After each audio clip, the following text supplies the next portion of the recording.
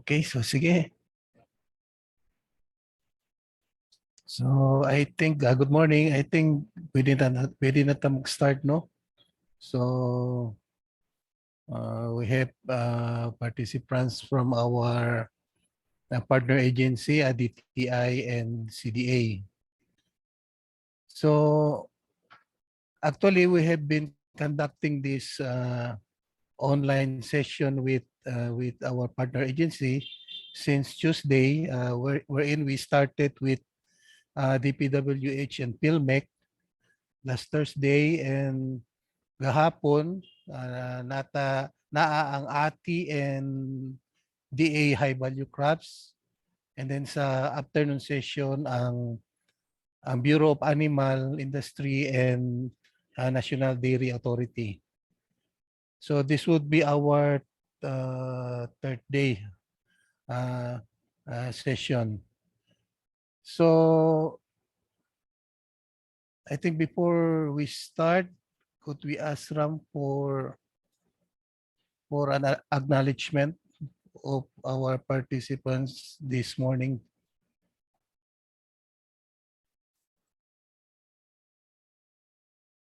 Yeah. So good morning, everyone.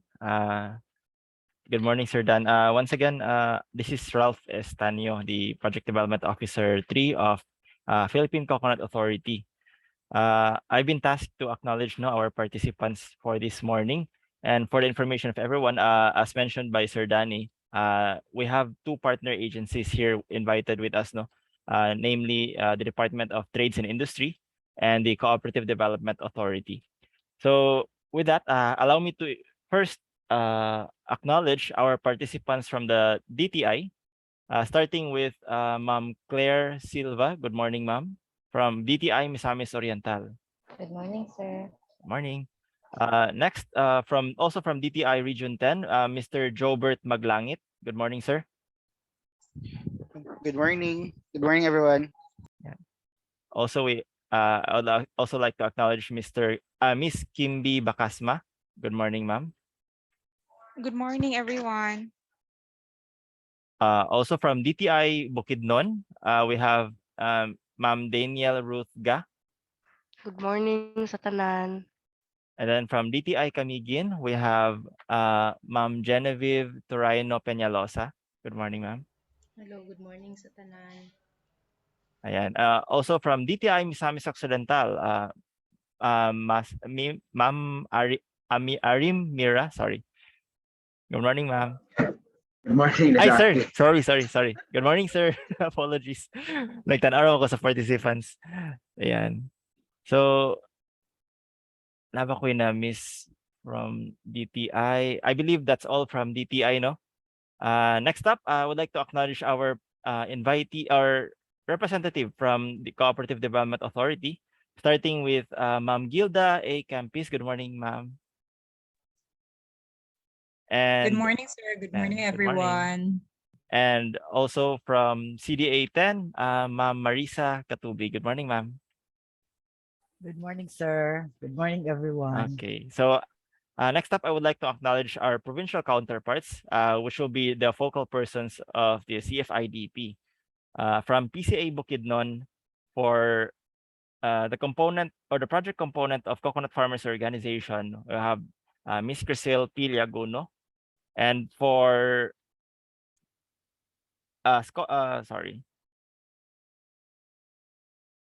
for research and marketing and market promotion, we have Miss Leticia Ogmad. For Camiguin, we have for the Coconut Farmers Organization, Ma'am Sol Sabornido. And for research, marketing, and market promotion, Miss Jana Giselle Yamit.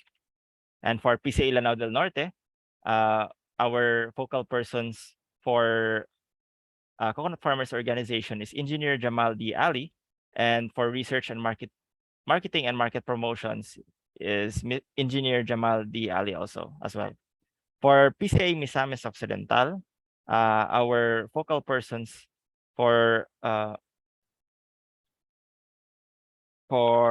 research, marketing and market promotion will be Mr. Laureano S. Gabuya Jr. And for Coconut Farmers Organization, we have Miss Edlin B. Marikit. And for Misamis Oriental, we have for Coconut Farmers Organization, Miss Codelisa O. Cabaraban. And for Research, Marketing, and Market Promotion, Miss Him P. Joseph. Yeah, so those are our focal persons, no, for the PCA provinces also with us here today. And also I would like to acknowledge our provincial coconut development managers also present with us, no. Mr. Roland Calio from Misamis Occidental, Miss Dr. Cherilyn Pase from PCA Misamis Oriental, Bukidnon and Camiguin, and Engineer Faiz Makakiling for PCA Lanao del Norte. And also, I would like to acknowledge our regional counterparts, no, sa kaning program. Yours truly, Ralph Estanio, para sa Coconut Farmers Organization. And Sir Danilo Ontalan, na acknowledge ka no kanina, for DTI na DTI nga project component. So with that, I believe na acknowledge na ako tanan, Sir Dan. Back to you, sir. Okay, thank you, Ram. Ako lang i-correct tong atong focal person for DTI, si Crispin Gamboa, atong trades and markets Okay, thank you, sir. specialist. Tungod kay wala siya karon, na siya sa central office, attend siya training on GAP.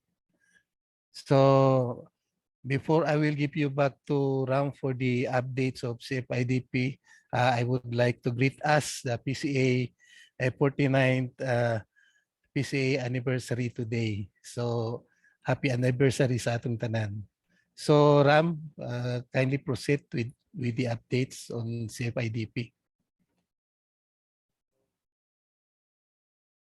Mute.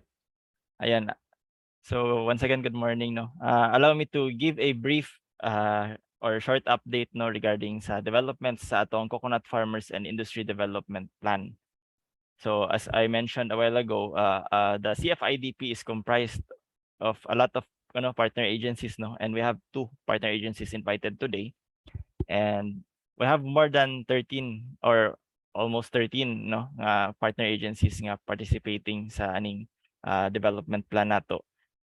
But for now, we have narrowed down sa duha lang ka agencies per session. So for this morning session, allow me to give you a background why we are here today. So we're here because last June 2, through the Executive Order 172, President Rodrigo Roa Duterte signed the, as I mentioned, Executive Order 172, approving the Coconut Farmers and Industry Development Plan. So the CFIDP is a 5-year development plan, no, containing all the projects and interventions that the government will provide for our coconut stakeholders, no, especially sa atong coconut farmers. So as a background lang or recap, no, the coconut levy, or the one that was made into a law, no, the Republic Act 11524, or the Coconut Farmers and Industry Trust Fund Act, was enacted last July 27, 2020.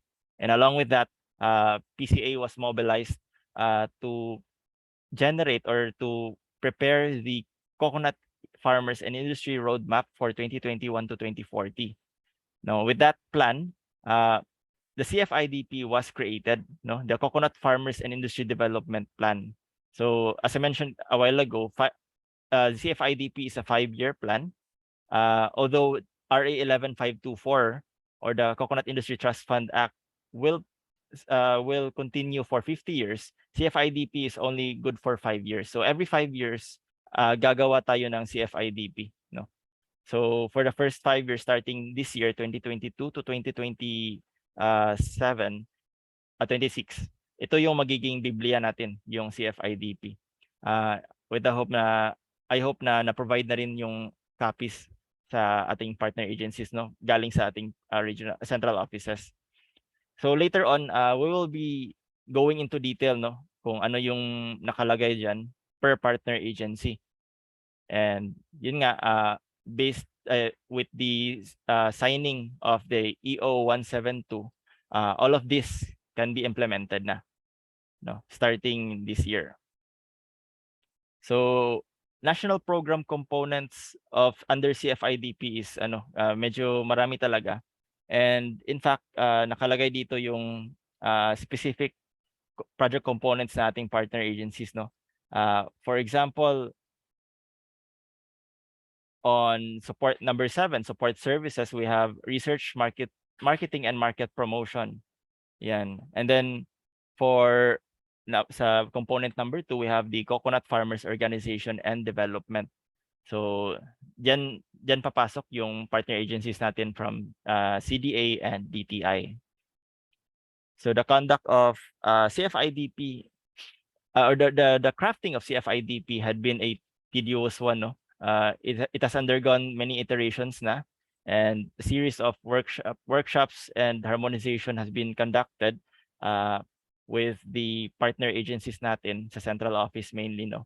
And a series of consultation din yung nagawa natin sa level natin, no, sa mga farmer level and sa ating stakeholders, private stakeholders natin sa coconut, to finally formalize and ma-perfect natin yung CFIDP. Although along the way, as I mentioned, 5-year plan ito, so we have many room for improvement, or kung may mga lapses man ganing, pwede pa natin ma-develop further sa next na mga CFIDPs natin.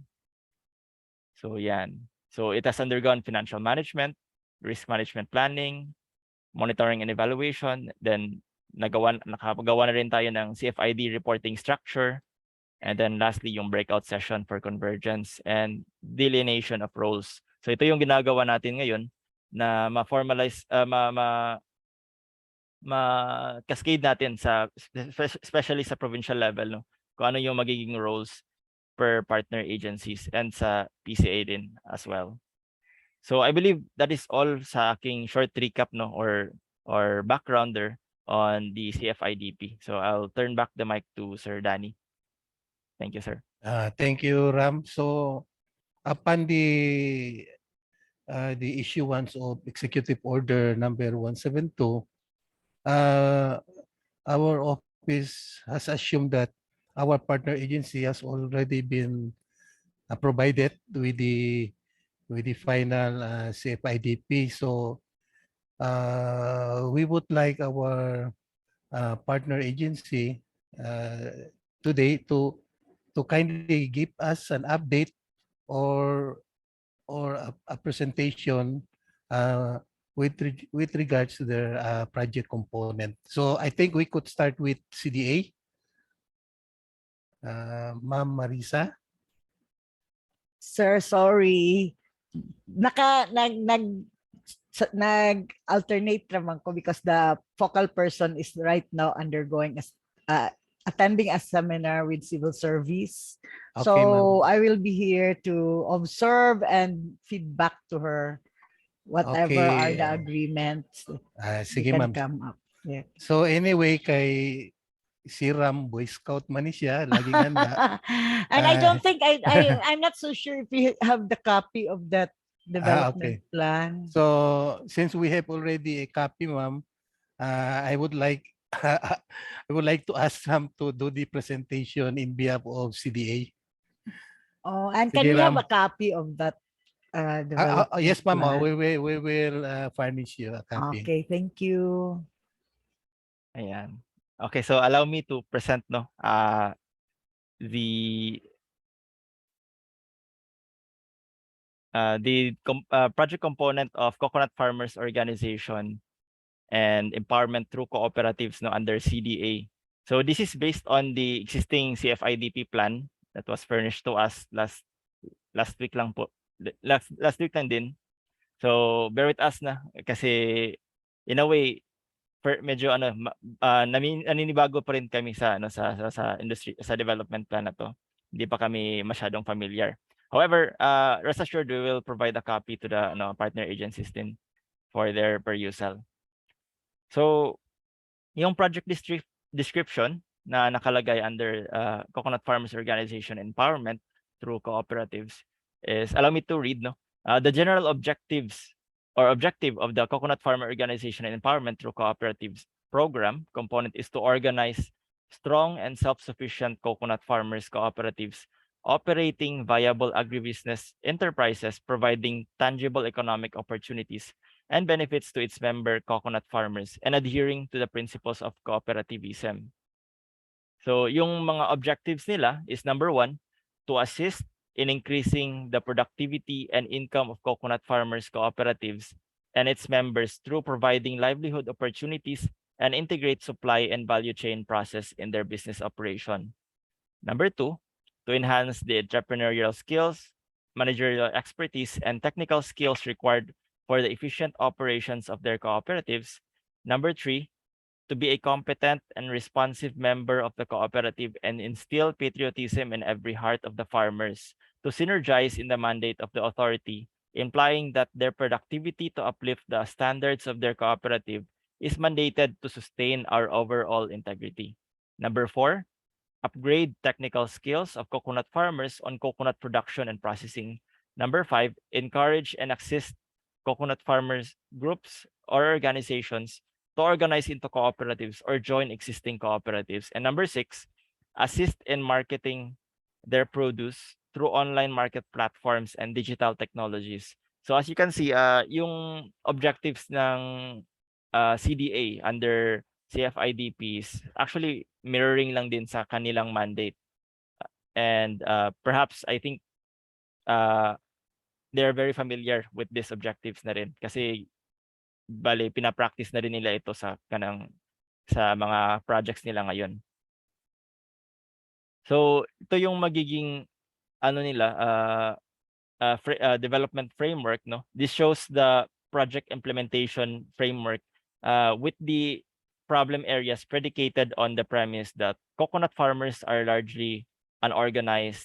No, existing cooperatives are not fully capable of managing cooperatives, and coconut-based enterprises there are inadequate market, no, and livelihood opportunities. So yun yung mga ginagawa nila, yung problem areas na tinatakol ng framework na ito, as well as yung available logistics, processing, and other post-harvest facilities. So thus the set of interventions are distinguished by the status of the organization or the lack of it. So ito yung mga proposed interventions and the output, no. So I won't go into detail, but meron yan sa development plan natin. So the strategies, CDA will develop a needs assessment tool to be able to conduct the assessment of the beneficiaries and firm up a baseline database of the intended beneficiaries. The output will then be evaluated by the number of tools developed, number of organizations assessed, and the number of reports prepared. As to the capability enhancement of existing cooperatives, training will be provided for the cooperative officers and members on organizational development, cooperative management and governance, and financial management, among others, with the number of cooperative and farmer members trained as the verifiable indicators. Trainings on enterprise development and coconut production and marketing are likewise planned to provide the needed value addition to coconut farms and precipitate the increase in income as envisioned by the program. And then the third strategy is in reference to the conversion of organization into cooperatives. CDA is tasked to provide social preparation through orientation on cooperatives and pre-registered seminars, because we are aware no na marami sa ating coconut organizations ngayon are existing only as organizations. So CDA has plans, no, to convert them eventually to cooperatives. Technical assistance as well as cost subsidies will be provided by CDA for the eventual registration into cooperatives. Corollary, the identifiable indicators will be the number of orientation and pre-registration seminars conducted, as well as the number of assisted organization and their members, together with the amount of subsidies provided for the registration of cooperatives. So yung implementation mechanism nila is, number 1 is the clustering of regions approach will be observed to consolidate resources and achieve more impact. Number 2 is to concentrate interventions or activities based on the number of existing cooperatives, coconut farmers organization, and registered farmers under NCFRS or the National Coconut Farmers Registry Survey. Number 3, interventions will be pilot tested in the initial priority clusters or region. Number 4, experiences and best practices will also be considered, will then be enhanced for implementation in the ensuing cluster of regions. And number 5, development management teams will be created or organized per cluster or of regions to identify and implement appropriate interventions. So ito yung target beneficiaries and organizations na per region, So based on 2020 and 2021 figures provided by the Philippine Coconut Authority on the number of active coconut farmers organizations and coconut farmers cooperatives per region, and the number of NCFRS registered farmers respectively. The target beneficiaries of this program sum up with the following data, as exhibited on the table. So number 1, we have 2.5 million registered coconut farmers nationwide, It's we have to take note of that. And then number 2, we have more than 8,800 active and 1,900 inactive coconut farmers organizations nationwide.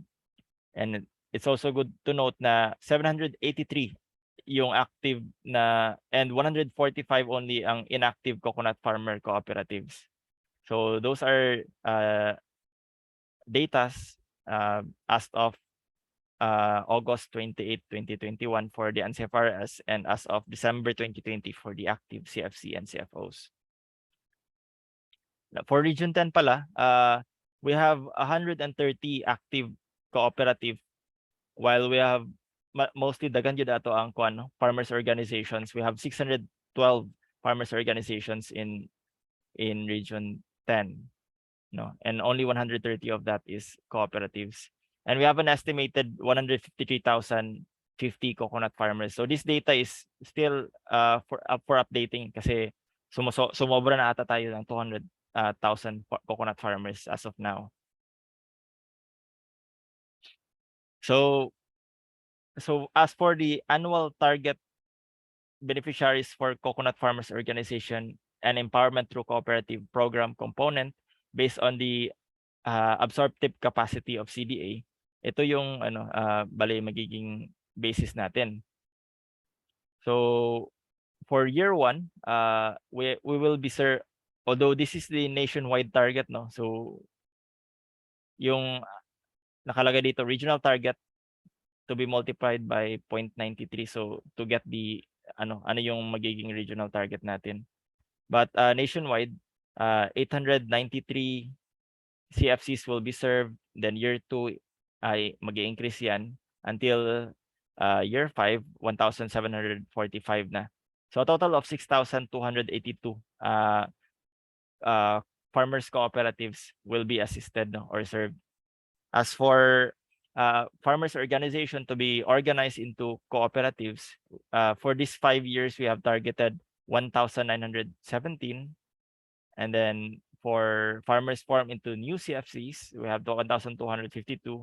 For trainings, presumably mga participants ito, 3,265, not participants, but cooperatives, 3,265 cooperatives or organization shall be trained. And for municipal councils created, more or less 194 na municipal council. Bear in mind again, this is the national target, for the 5-year plan. So indicative funding requirement for the program implementation, for Region 10, CDA has been given for year 1 36 million, and for year 2, I'm not that privy, but may decrease, but parang lang siguro augmentation na lang 1 million, and then for year 3 6 million, and then year 4 1 million. But pagka year 5, mag-i-increase siya to 116 million yung magiging budget. A total of 162 million pesos yung magiging augmentation sa budget nila for this 5 years for the development of the coconut farmers cooperatives and organizations. allow me to read my excerpt pala. The table shows the regional budget allocation proposed by CDA. The rationale for the first year of allocation is to harvest the low-hanging fruits, to engender immediate results and create maximum impact given the concentration of coconut farmers.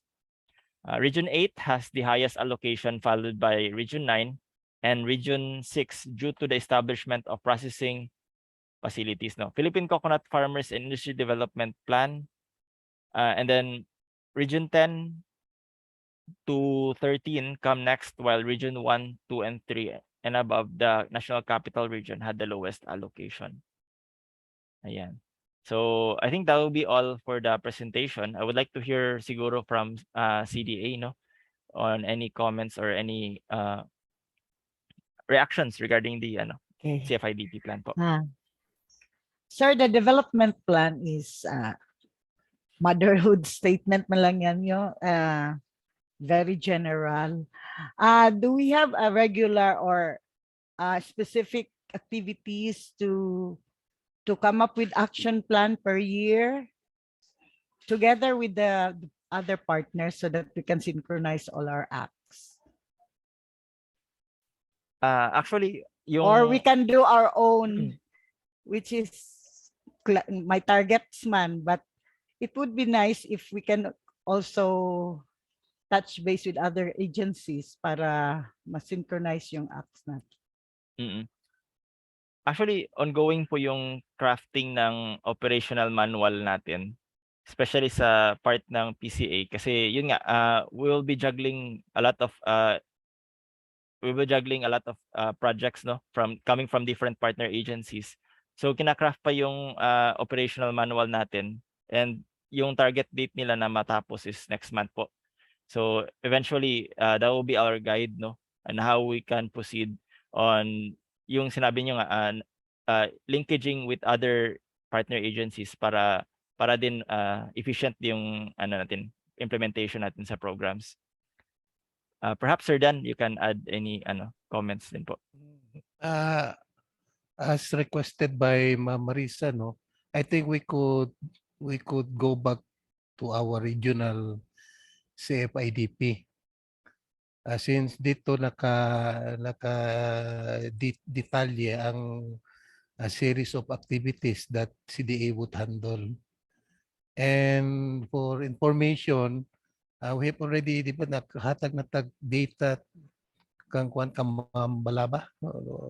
Yes, sir. Which regards to the listings sa atong organization. Initially, I provided katong na-mention kanina ng 792 organization. I submitted that to Ma'am Edelberta, and she already narrowed down kung alin yung mga active cooperatives out of those organization and cooperatives that I've submitted. So perhaps yung mga nakalagay na quantify and na evaluate doon, yun yung magiging initial targets natin for this year, no. Yung sir, yung when we identified the cooperatives, is it 100% coconut farmers cooperative? Because we have also agricultural based cooperatives who are mixed, no? Coconut farmers mixed with other type of farmers. We will not include that, or do we need to include them, or yung 100% because we have 100% coconut farmers registered, no, as cooperatives. How about those coconut farmers, no, which are members of existing cooperatives, usually at our co-op are multi-purpose man na, and it carries all types of farmers, including coconut farmers. So are they part of the program? I think during sa previous or initial discussion, murag natoy gi-mention nila nga at least 80% member of the co-op are coconut farmers. Predominantly, but not necessarily yes. 100%. Yes, ma'am. Okay, yes, sir. Thank you.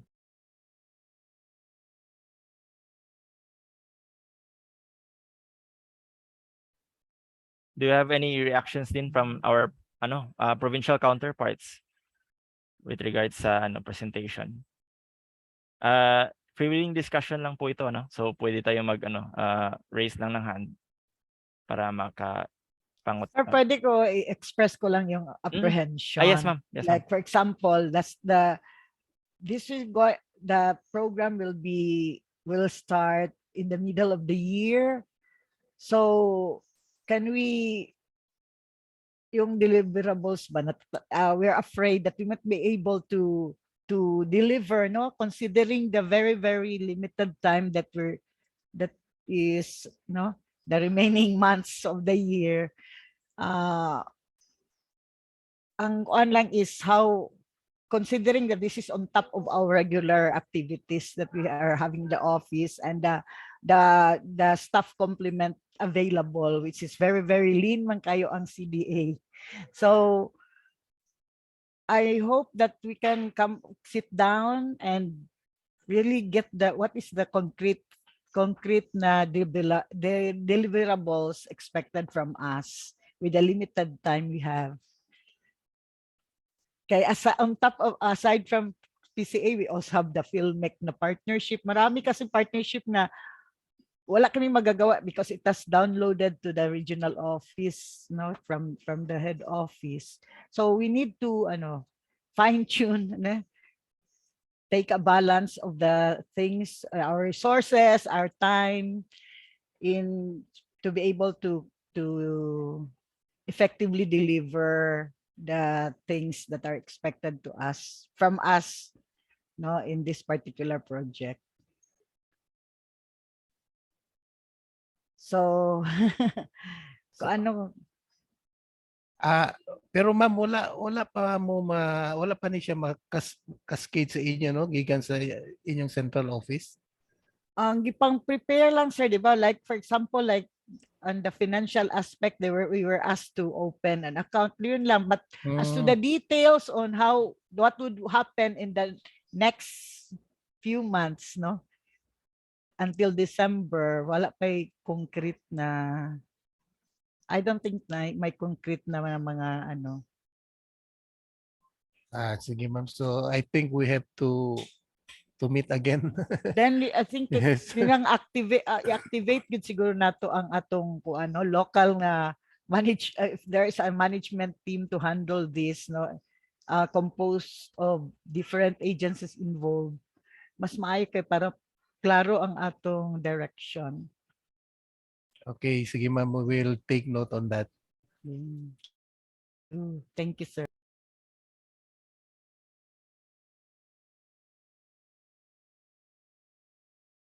From our provincial focal person, kasi na mo'y queries. So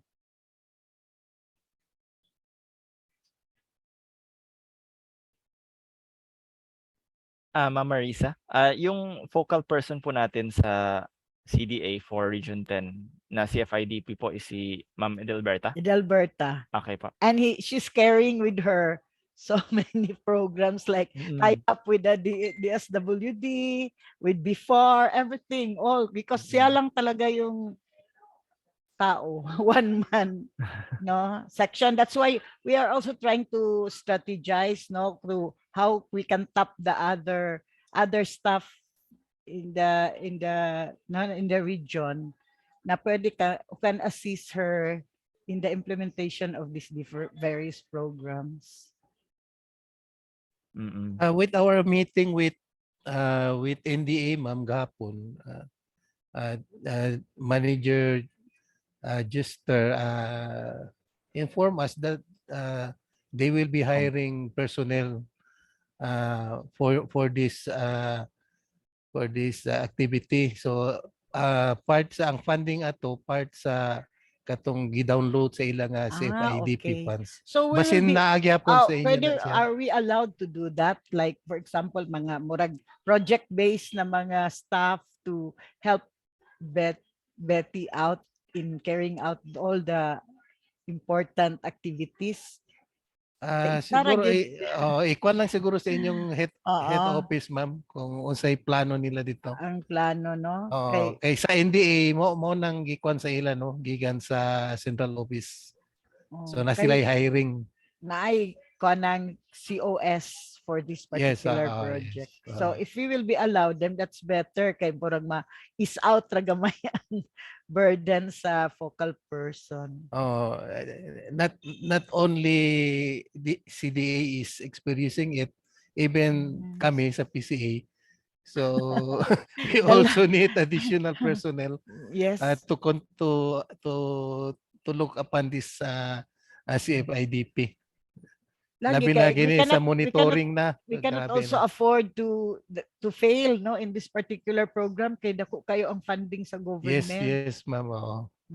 So this is a 5 billion per year Yes. funding. So kung ato dili na lang nato alang-alangon, sir, if we need people to we have to kuan gyud nato ato siyang ayuhon gyud pag tan-aw nga make sure na ma-carry out siya effectively and efficiently.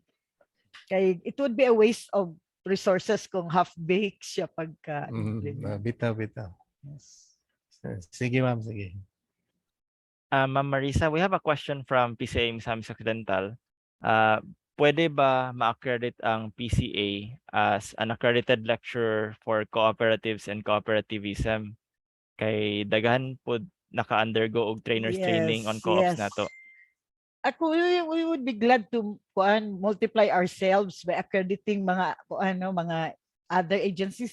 We will try to look into that. We will inquire. Ay naaman diri ang atong in charge si Miss Gilda G. Kay ato na siya gi-grant for the LGU partners nga. Kay mura mao man ang strategy natin. If we are too lean, we need to multiply ourselves kay para daghan kay ang demand, gamay ra kay ang tao, no.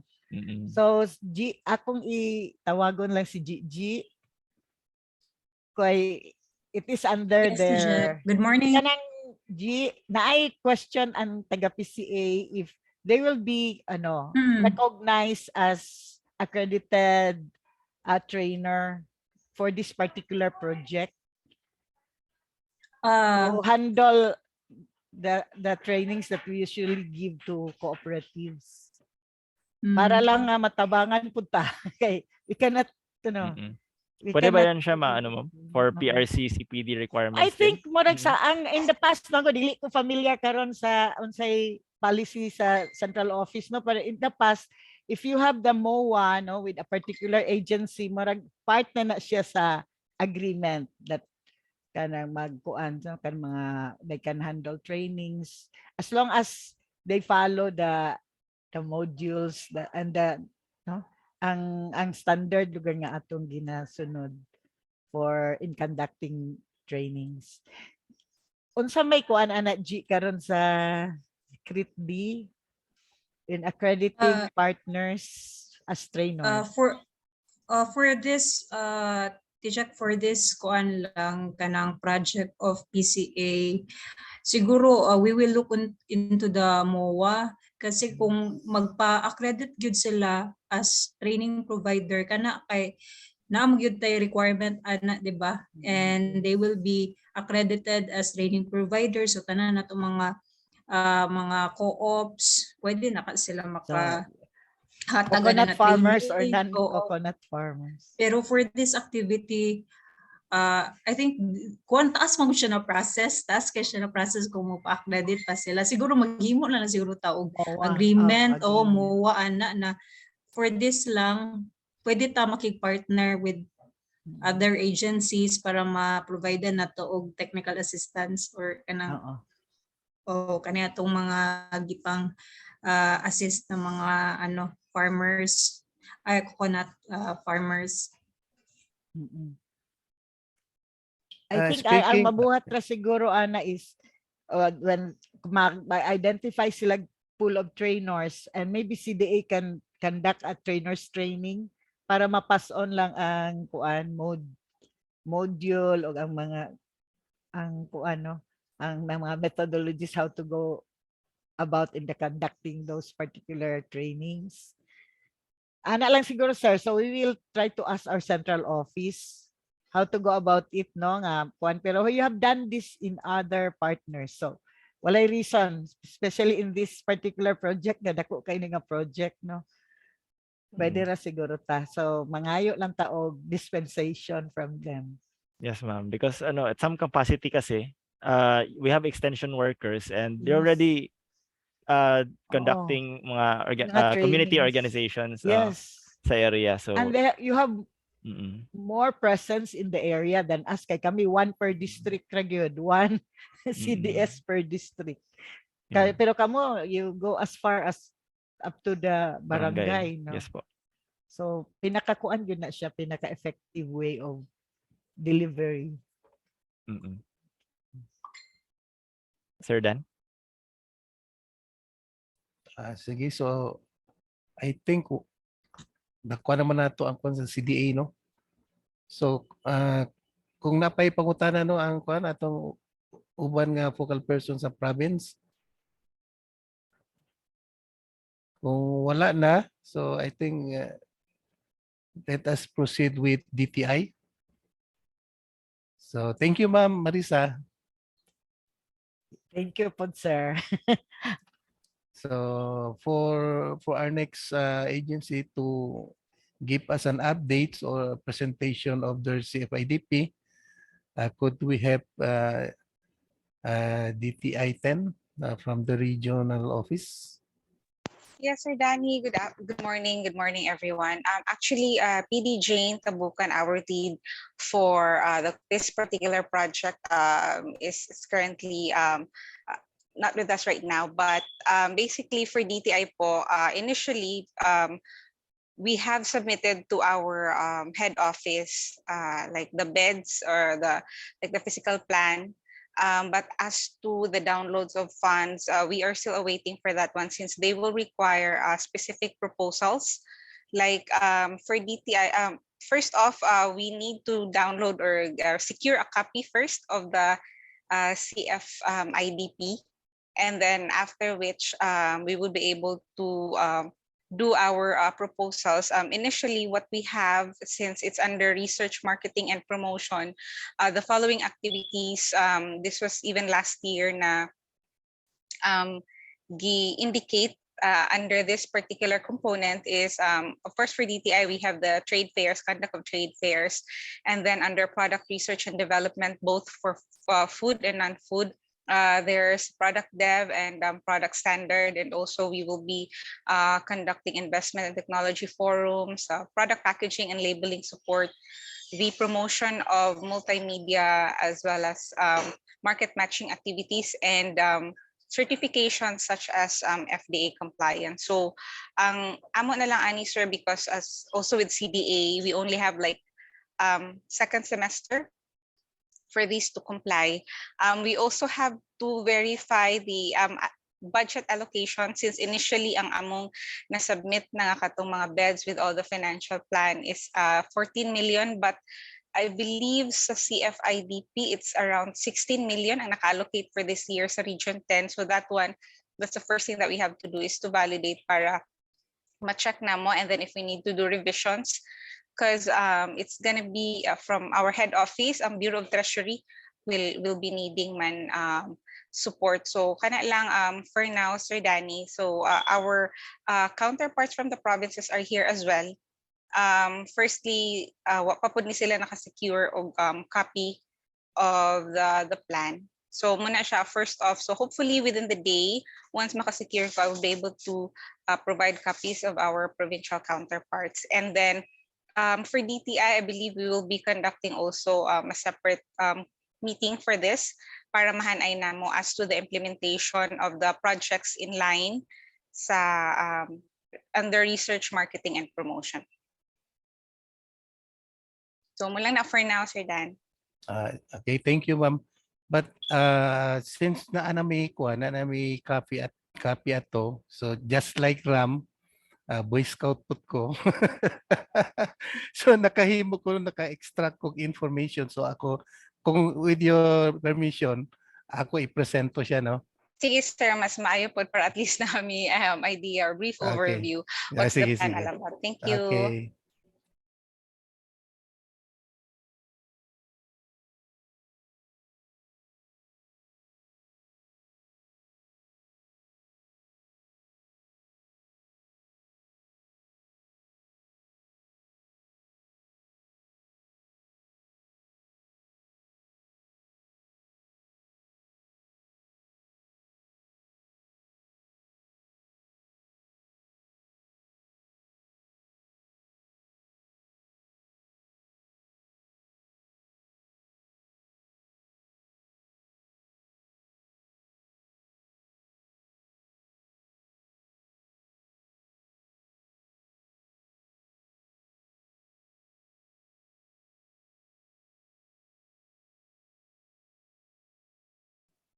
So ako lang basahon no katong akong gi-extract ka information which regards to the research, marketing, and market promotion.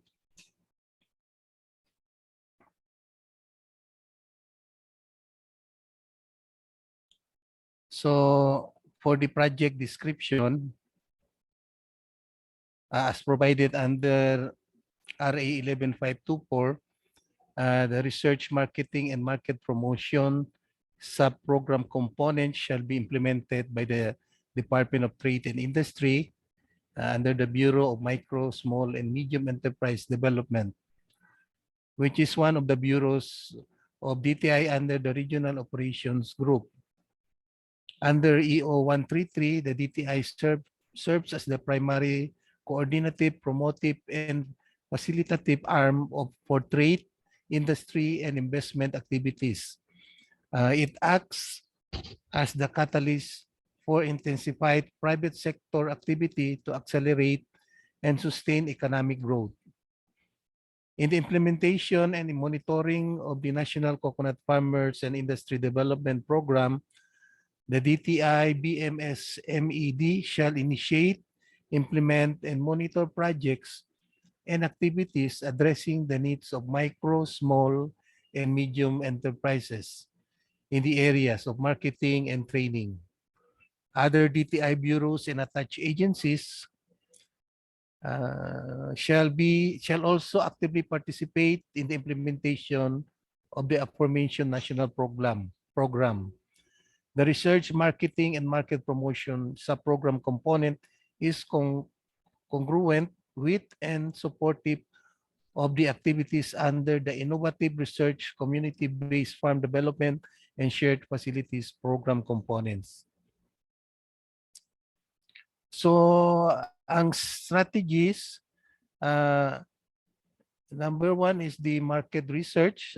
Market research is the systematic process of gathering and analysis of information about customers' needs and preference as well as market drivers. This research focuses more on a group of potential customers in the country's target destinations, including the international marketplace. This shall include an understanding of the dynamics of the market, including consumer behavior, buying pattern, and entry requirements set by the importing destination. So DTI shall implement the following market research project during the first 5 years of the program implementation. Number one, supply and demand studies on food and non-food coconut products, value chain analysis of different coconut food and non-food products, market study of food and non-food coconut products, and product R&D, product market testing, market research on the acceptability of high value certified Philippine food and non-food coconut products. Example of this is cocoa water from mature nuts in targeted international market. A market study to support the medical research on BCO against COVID, and the Philippine Household Consumer Survey on coconut-based products, consumption, and consumer behavior. The DTI Regional Office shall conduct collaborative market research undertakings with coconut business support organizations. and or SUCs located in various regions of the country. A research project of the SUCs shall be funded either by the Bureau of Agricultural Research or the DOST PCARD. The DTI head office may also undertake collaborative market research with PCA Trade and Market Development Department. And then for the industry research, this pertains to the analysis of a specific industry's environment, coconut-based industries such as the virgin coconut oil industry and the coconut water industry, that guides the industry to grow and survive in competitive environment and gain in competitive edge as it predicts the future and changes in the market, and analysis the threat and opportunities facing the industry which are necessary in making strategic decisions. The components of industry research are industry environment, example, type of customer, consumer preference, purchase behavior, other relevant consumer insight, demographic factors, demand requirements, geographic location of markets, the key industry players, industry performance, competitors, and competitive landscape, product trends, technology innovation, barriers to entry, distribution channel, market trends, relevant product certification per market, and other government regulations that affects the industry, and environmental concerns, strengths, weaknesses, opportunities, and the threat facing the industry. Moreover, industry research examines a coconut-based industry capacity to produce the requirement of its market and to be able to deliver its product in the desired frequency, time, volume, according to the guidelines and policies set by the country's regulatory institution and specifications set by the buyer. So these are the proposed industry research project to be implemented: a study on mainstream organic and fair trade certification of coconut industry, industry research to determine the competitive advantage of coconut sweetener vinegar versus apple cider vinegar and synthetic vinegar. Then industry research on competitive landscape of coconut shell utilization and artisan food products. Then for the marketing assistance, DTI shall implement several strategies in providing marketing assistance to different beneficiaries of the shared facilities and community-based farm enterprise development program components, such as the conduct of business matching strategies and establishment of market linkages and contract agreement between supplier and buyer.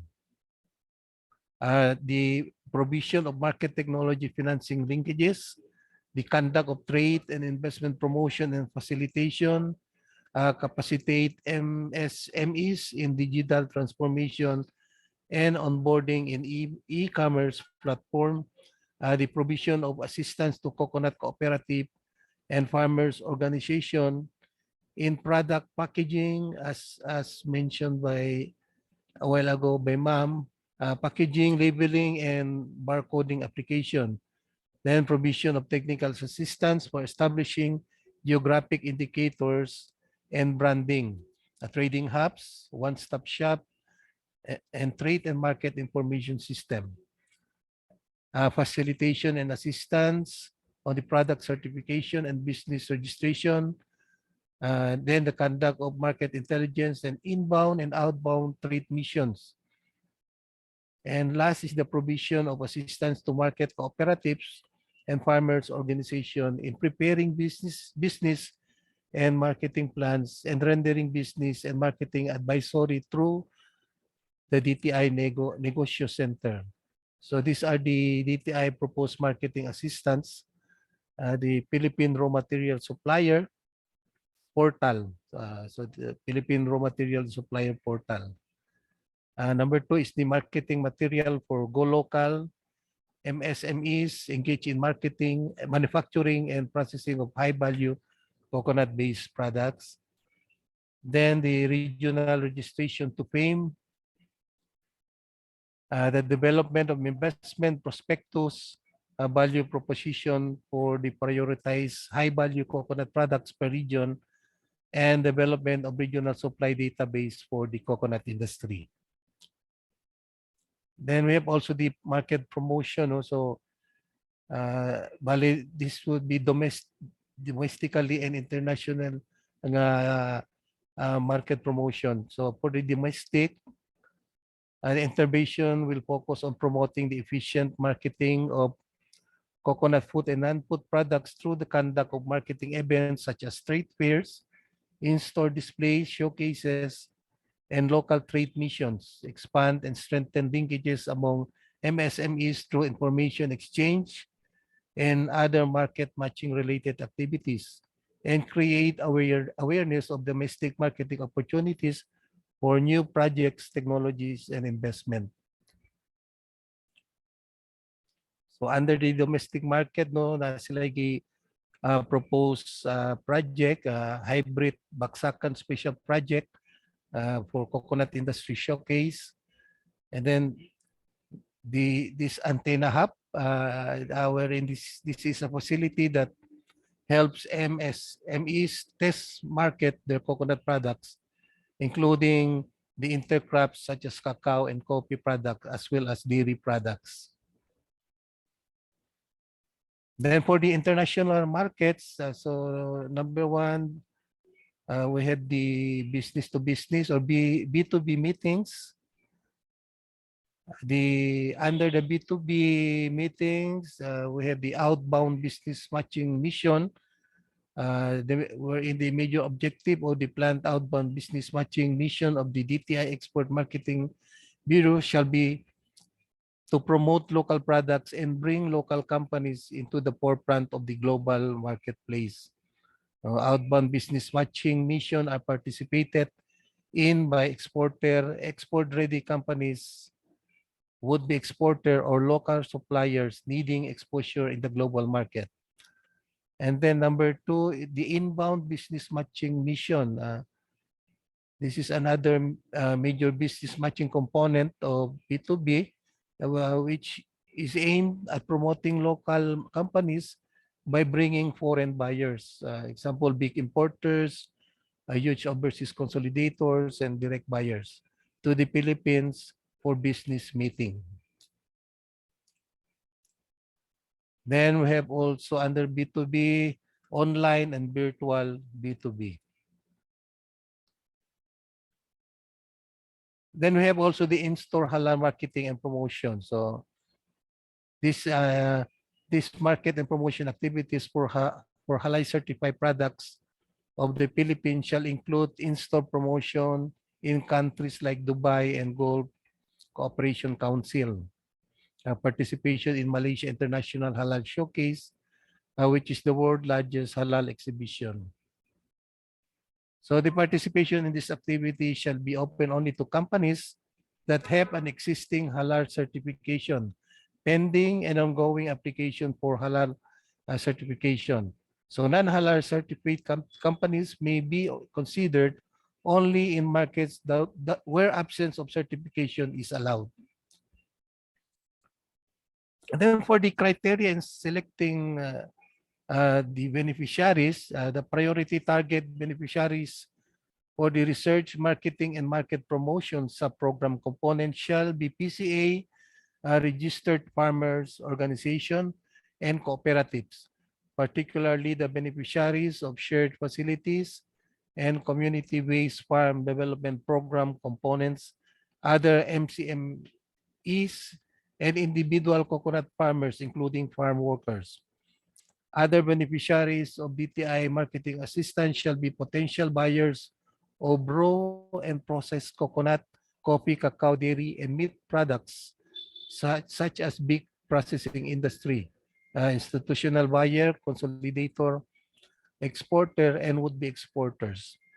Assistance include partial or full subsidy in local and international trade promotion activities, provided that MSME's beneficiary had complied with the requirements set by the DTI Export Marketing Bureau, and the Foreign Trade Service Corporation, and provide further that participating companies have submitted their list of suppliers of raw materials prior to the acceptance in the promotion activity. Then for the indicative budget, the DTI regional indicative investment allocation was based on the weighted average of the following criteria. So number of NCFRS registered coconut farmers, 30%, a number of PCA registered active farmers organization and cooperatives, 30%, a coconut production, 30%, and coconut area, 10% per region. So the DTI regional offices shall prepare their plan and of activities subject to the respective budgetary allocation. The DTI head office shall have the option to reallocate the annual budget allocation among regions depending on regional performance and priority needs. So mo ni siya ang allotted indicative investment or funding for the first year up to 5 years, no, for region 10 for year 1. So naasa 16.34 million, and for year 2 11.61 million, for year 3 11.57 million, year 4 21.05 million, and for year 5 32.35 million. So a total of 95.92 million for the 5-year implementation plan. So I think that's all, no? So eksakto to ingon nimo, ma'am, no, nga mga 16 million for the first year implementation sa allocated for DTI. Yes, sir, Dan. That's for this year, but since we're already halfway, so we have to check if, syempre, with regards to the implementation of the projects, katura pong kaya ra within like the second semester.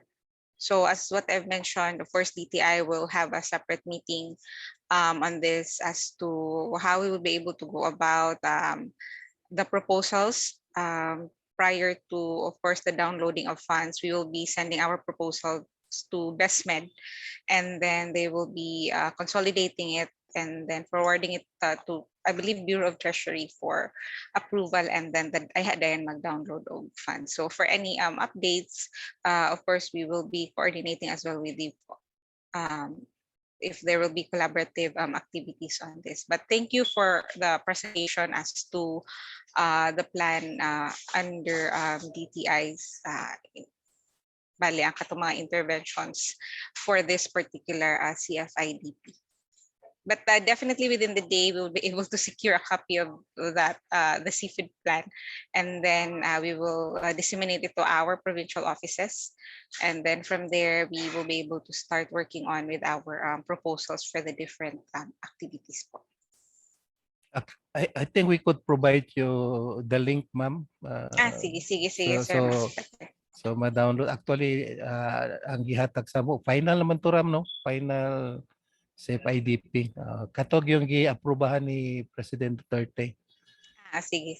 So nakoy pangutana, ma'am, kini bitaw mga trade fair ba? Usually kanusa man na siya mahitabo during the end of the year, middle of the year, kay kung nasa first months of the year or the middle of the year, murag malabo naman ta makaapihan, especially sa international fair trade. For international, I don't think for region 10 will have participation for this year. We'll hope for next year po.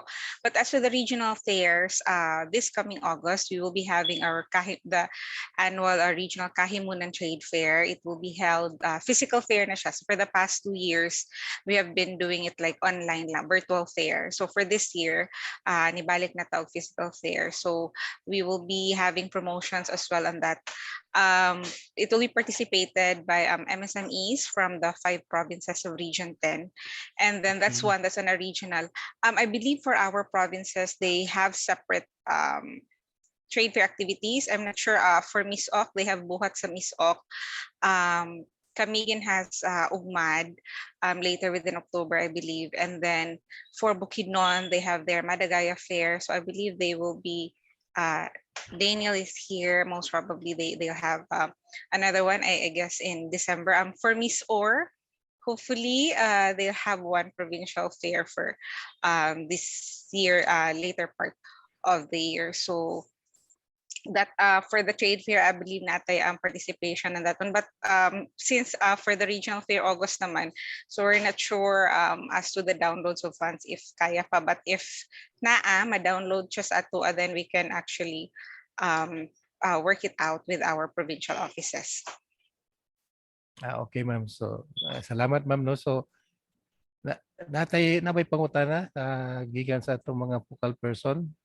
Labi na katong gi-present nato nga mga criteria in selecting beneficiaries. Sir, good morning. Morning. Okay. Regarding sa imo presentation, sir, in the implementation and monitoring of National Coconut Farmers and Industry Development Program, accordingly, DTI shall initiate activities in areas of marketing and training. Then it was mentioned also about the are we not allowed projects like infra or projects with capital outlay, since it was mentioned in the presentation the somehow hybrid bagsakan or something like that. Actually, our 5% we only allocated 5% now, and it's more on the research, marketing, and promotion. So wala ba siya infra, sir? Actually, for our shared facilities, naka-allocate na siya sa PhilMec. And for infrastructure, naka-allocate po na sa DP.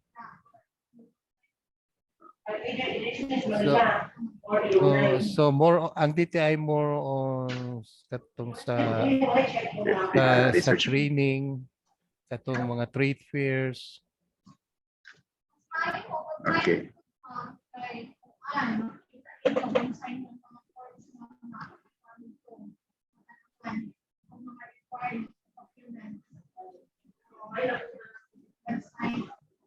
Actually, but sir, last year, sir, we conducted a meeting with CDA on the implementation of RA 11524. No? Yes. Yes, together with Sir Bong Calio of CDA. Since we do also have a provincial focal person. Yeah, and updated me sa so far with this 11524, and siguro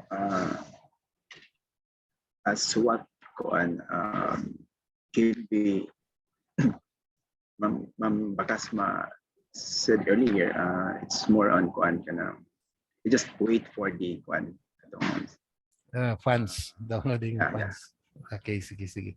So I think siguro if necessary, no, we will be again conducting a meeting with you kung pwede gani face to face, kung allowed siya, no, so that we could really have a concrete, no, action plan which regards to the project component implementation. So thank you, sir, no. So for other focal person from PCA, nababoy mga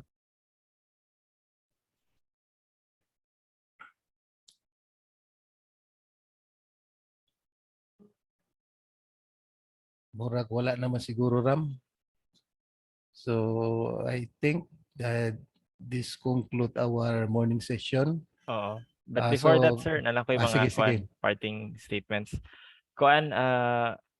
Yesterday, we conducted a meeting with ATI, Agricultural Training Institute, and part na sa ilahang mandate is on the information dissemination on the programs and projects under CFIDP.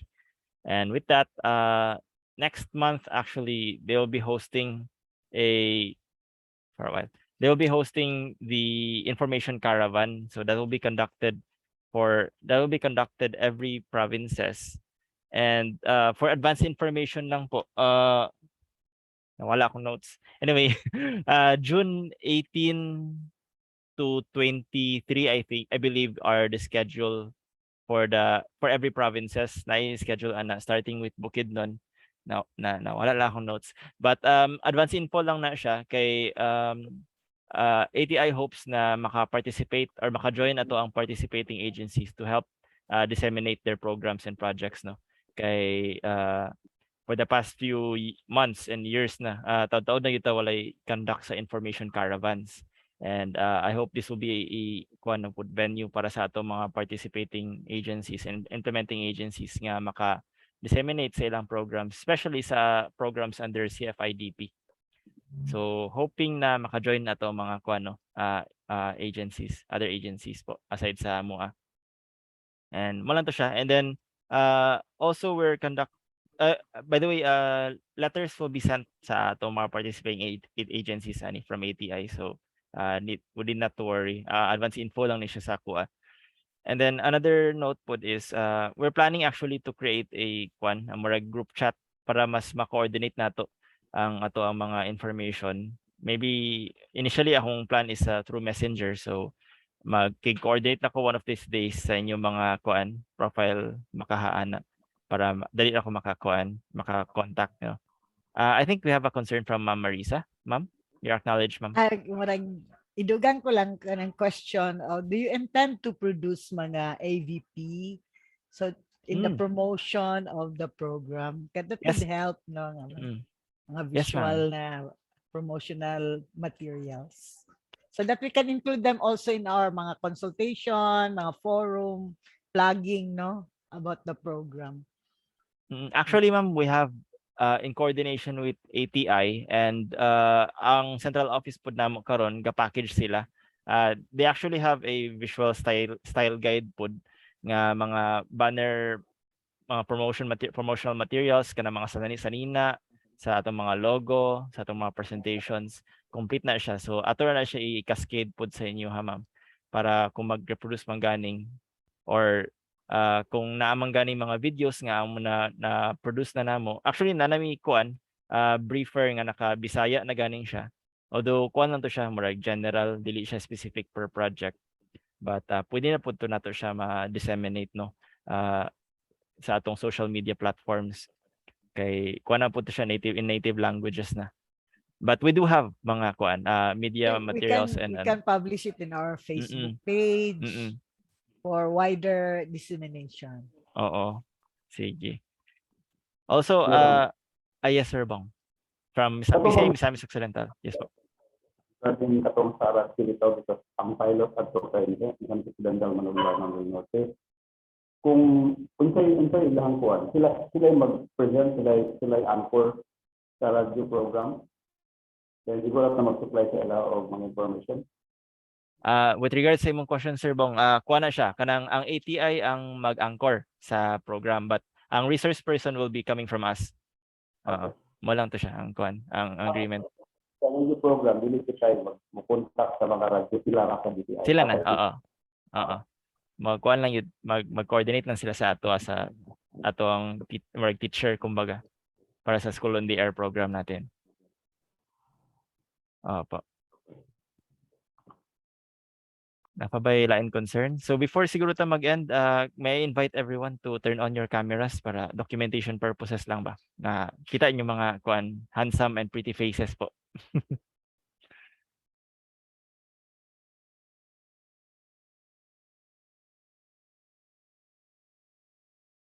So I also took the liberty na to get the focal person for per agency. So for CDA, it will be Ma'am Edelberta Balaba.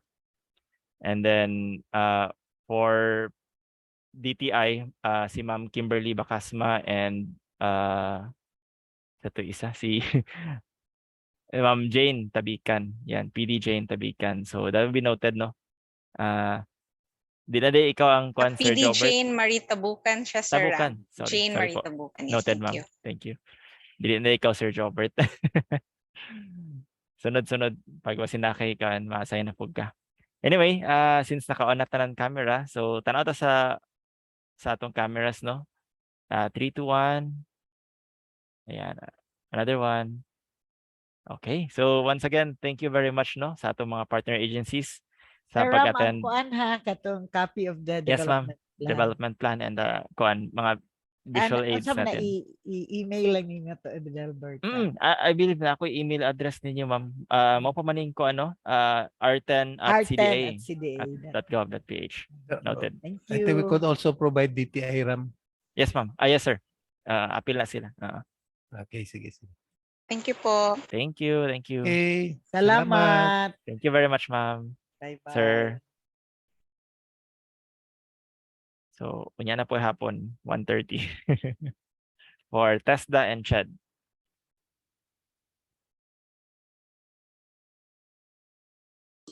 Sir, Yes, yeah.